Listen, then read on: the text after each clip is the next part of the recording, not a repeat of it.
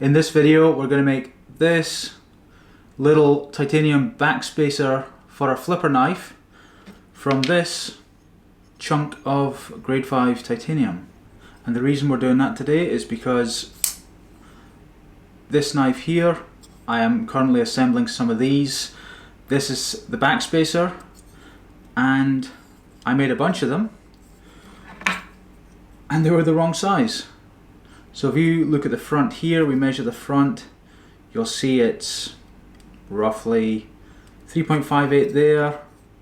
Right at the front it's 3.43 mil because it's gone like a wedge shape because the rear is too thick. Up at the rear is 3.83 there. It's probably a little bit different up at the back. 3.92. So it's around about 0.4 to 0.5 mil too wide. So I have these that I have to throw away, and these that I have to throw away, and these that I have to throw away, and a few more upstairs.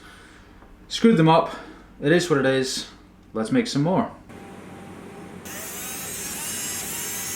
This tombstone simulates the tombstone that's in the CNC machine right now. Here is where we've just placed the blank.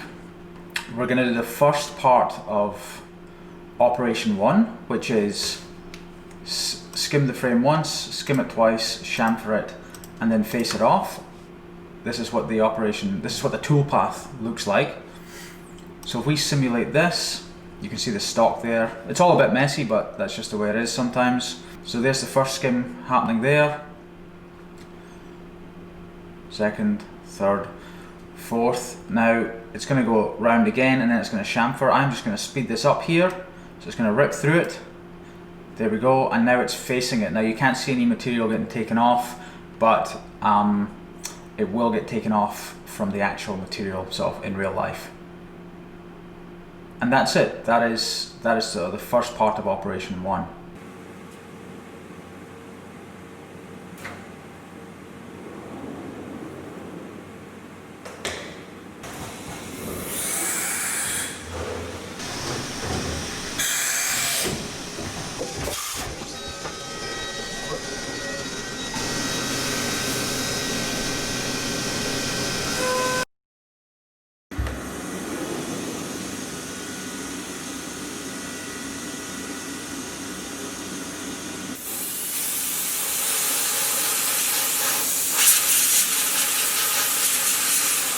So selecting the main tool paths for the backspacers there, up 1, and the pocket clip there, up 1.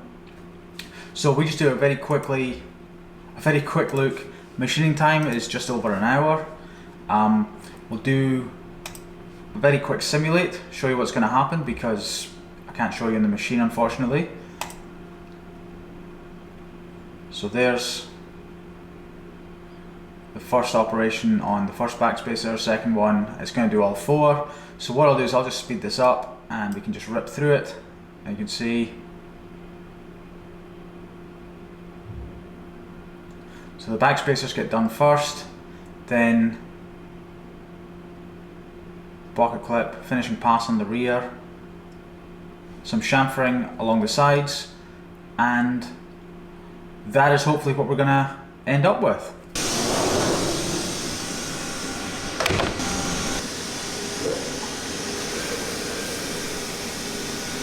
You can't see anything in there, but in the future I hope to get some cameras in there.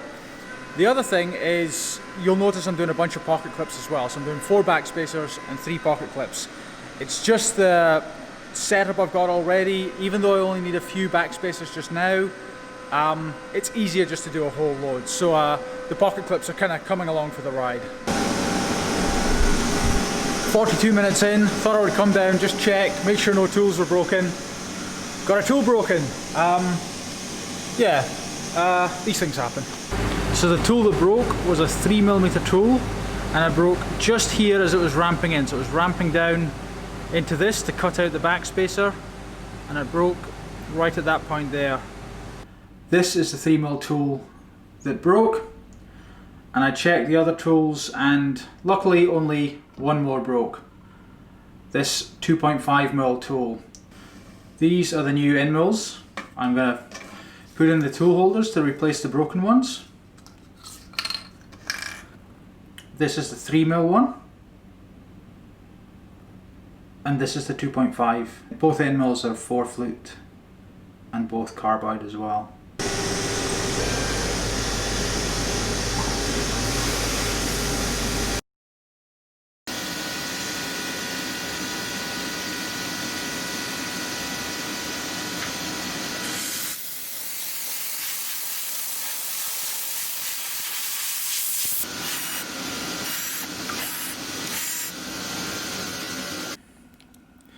And that is Op 1 finished. You'll notice there's a lot of burrs sort of kicked up around here and here.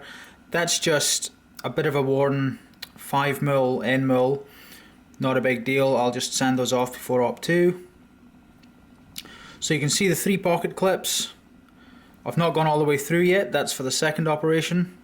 This is admittedly a bit of a clunky way to do it, but the ease at which the parts just pop out at the end is really worth it. Sorry to put it mildly. It's so nice and easy.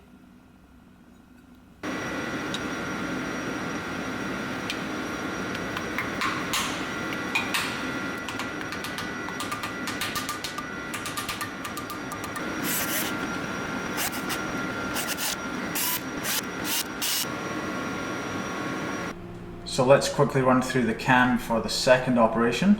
So we've got the plate up here on the tombstone. Backspacer first, and then pocket clips. You can see the pocket clips are pretty intensive. That's because there's a lot of contouring on the underside of them. I can zoom in here.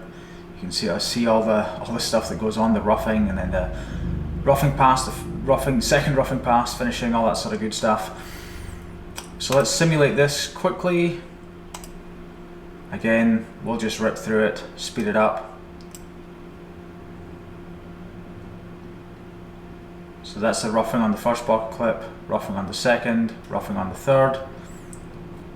And then this is the second roughing pass you can see going on here.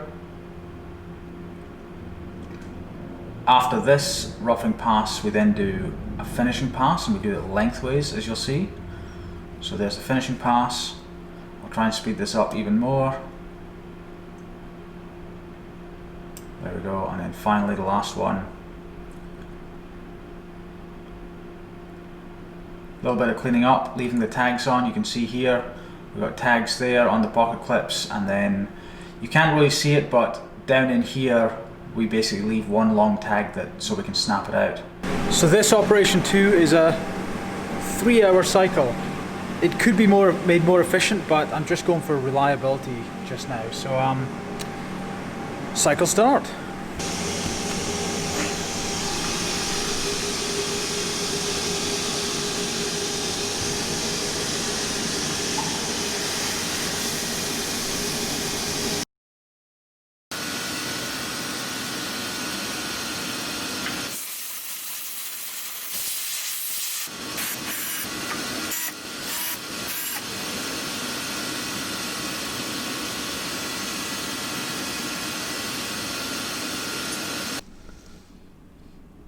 I will be honest, I am pretty excited about that. I'm not a machinist, nor a designer really, nor a knife maker, but you know, I'm trying to combine all three, and so when something like this works out, I really am pretty excited. This is the Op 2 side that we've just done. You can see the tabs in there at the front of the pocket clip and down at the rear, and there's it's pretty messy. I really need to change that 5mm. Probably see the tab better on the other side. Yeah, there's the tab a little bit more obvious on the Backspacer. Honestly, I'm a little bit skeptical. It kind of looks just as thick as the original. So I'm going to pop one out and measure it.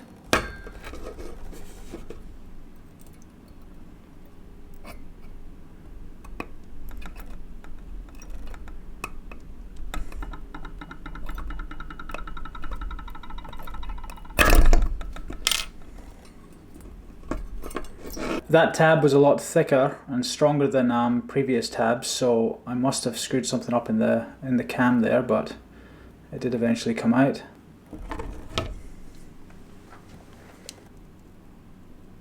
Ah, there we go. 3.4. Yes! For a minute there I was thinking it was a waste of 5 hours. Well, the pocket clips would have been okay, but let's grind and tab this sucker.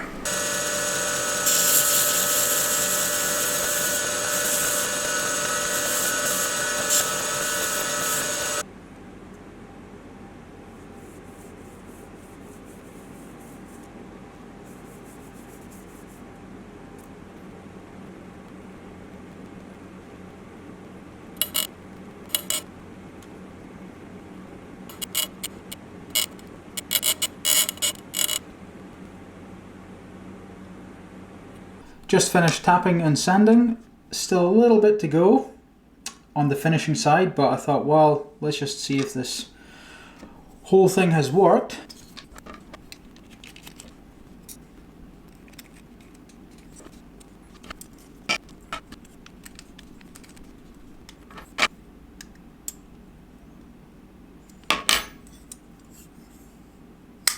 There's no detent ball in this just now, so there's no resistance, so I can't flick it open, but that's something for later.